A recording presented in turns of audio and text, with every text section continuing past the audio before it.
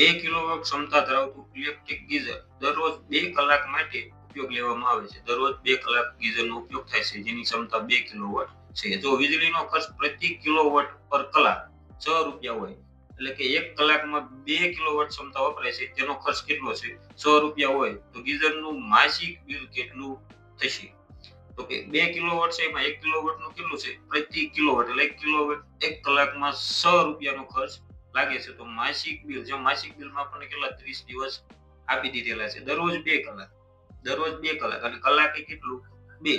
તો 2 ગુણ્યા 2 કુલ 4 કિલોવોટ થશે. કેટલું? 4 કિલોવોટ.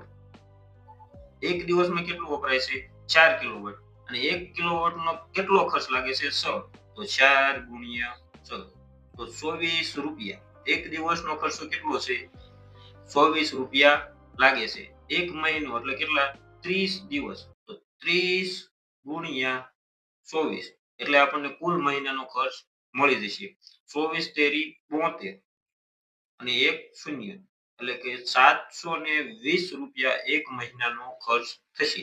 તો અહીંયા આપણો રાઈટ આન્સર શું થશે? ઓપ્શન નંબર સી, 720 રૂપિયા.